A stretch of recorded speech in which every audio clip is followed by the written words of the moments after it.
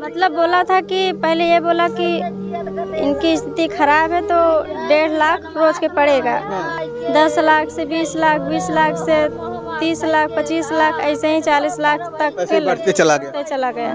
निखिल आराम कुछ भी नहीं लगा, हालत खराब हो गया। और हमारे करे जवाज फटत बाटई माई। दोस्तों, मैं हसिया ग्राम सभा में हूं। जैसा कि आप तमाम सोशल मीडिया पर एक वीडियो और एक पोस्ट देख रहे हैं कि लगातार एक बच्चा जो बीमार है और उसके इलाज के लिए खर्च जो है बहुत ज़्यादा हो रहा है।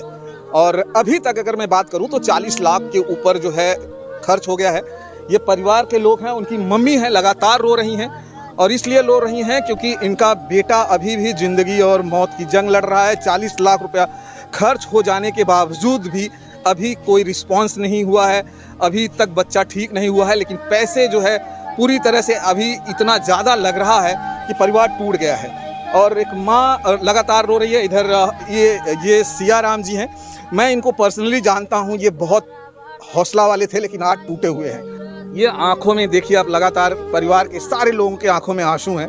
लेकिन इस समय इसलिए टूट गए हैं क्योंकि इनका बेटा जिंदगी और मौत की जंग लड़ रहा है और ये चाहते हैं कि आप इनकी मदद करें क्योंकि इस समय इनके पास पैसे नहीं है। पैसे जो भी था इनके पास वो सारा का सारा इन्होंने खर्च कर दिया है। कितने पैसे खर्च हो गया है अभी तक? 30 से 40 लाख। 30 से 40 लाख। इसमें आपने जैसे कि वीडियो में तमाम लोगों ने ये कहा कि खेत बिक गए, घर के जो है जेवरात बिक गए। क्या सच्चाई है?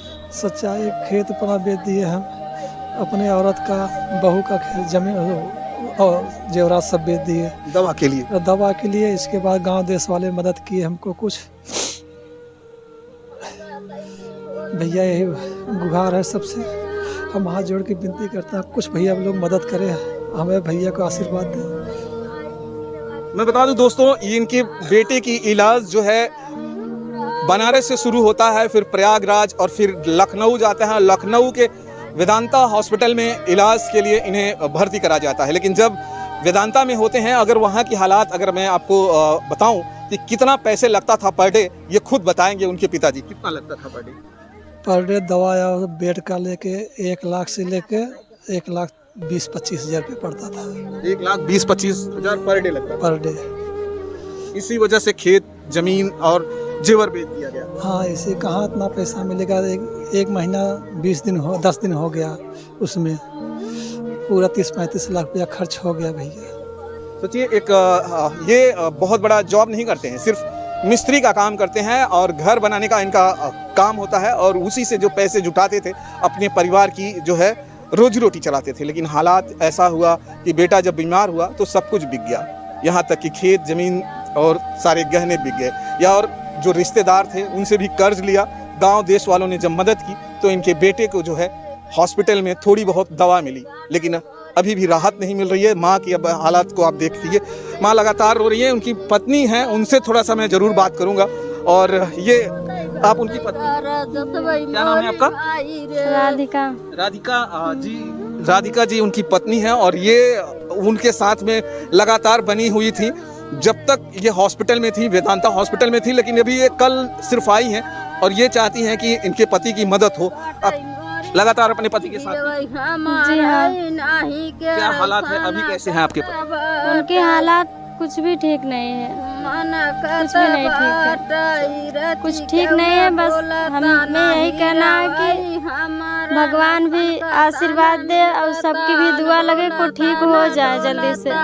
पीजीआई में उनको सीट मिल जाए, वहाँ पर शिफ्ट हो जाए, उनका इलाज चलने लगे। भगवान की भी आशीर्वाद की जरूरत है, आप सबकी भी आशीर्वाद की जरूरत है, पैसा की भी जरूरत है। लोगों से इसलिए ये मदद मांग रही हैं ताकि इनके पति की इलाज हो। महज 22 साल की राधिका लोगों से ये मदद की गुहार कर रही हैं कि इनके पति की जान बचाई जाए। शादी में बताऊं तो सिर्फ महज 3 साल पहले इनकी शादी होती है इनके पति से। लेकिन वही पति जो आज जिंदगी और मौत की जंग लड़ रहे हैं और उसके लिए लोग मदद कीजिए। और स्कैनर एक डाला जाएगा दोस्तों, और उस स्कैनर पे जाकर आप इनके पति की मदद कीजिएगा। क्या नाम रहेगा आपके जिसपे मदद लोग करें? अनुराग कुमार बेन। क्या चाहती हैं, लोगों से क्या चाहती हैं? लोगों से हम बस यही चाहते हैं कि मदद करें दुआ करें कि जल्दी ठीक हो जाए, मदद की ज़्यादा ज़रूरत है। आप वहाँ पे लगातार अपने पति के साथ बनी रही, कैसे दवा क्या चल रहा था, थोड़ा लोगों को थोड़ी सी वो चीज़ें बताइए आप। दवा चल रहा था पर आराम नहीं लग रहा आप था। लोग बनारस से इलाहाबाद, इलाहाबाद से लखनऊ।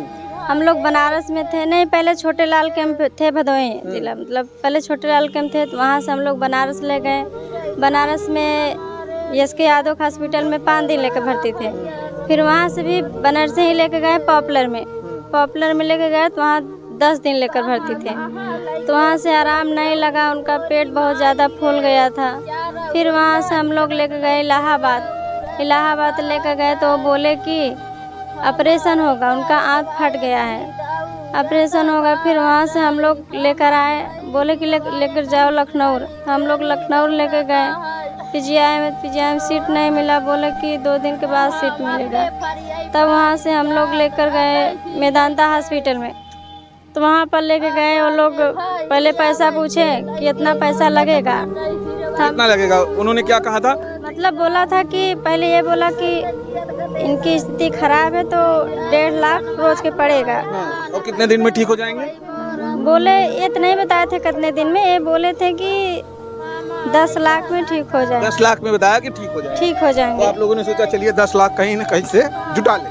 हम लोग सोचे कि 10 लाख कहीं से जुटा लेंगे, खेत कियारी गहना गुड़िया सब कुछ बेच कर जुटाएंगे।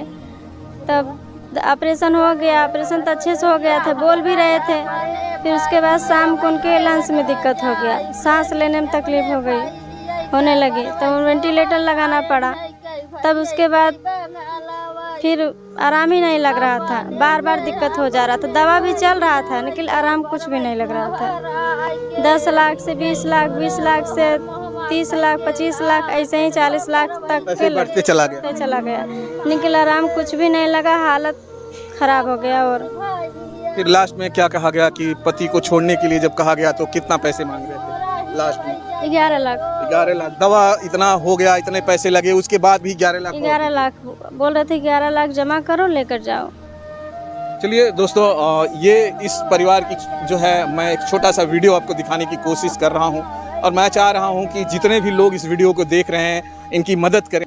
अगर आप मदद नहीं कर पा रहे हैं तो इस वीडियो को एक शेयर अपनी तरफ से ज़रूर कर दीजिएगा, ताकि ये वीडियो किसी ऐसे लोगों तक पहुँच जाए जो इनकी मदद कर सके। आप चाहे कम मदद करें चाहे छोटी मदद करें, सबकी मदद इनके लिए बहुत ज़रूरी है।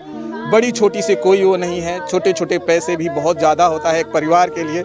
जिस तरह से ये परिवार 40 लाख रुपया लगा चुका है, अब इनके पास पैसे नहीं है, तो आपके सहारे हैं, इसीलिए सोशल मीडिया का इन्होंने सहारा लिया है, और आप इनकी मदद करिएगा दोस्तों।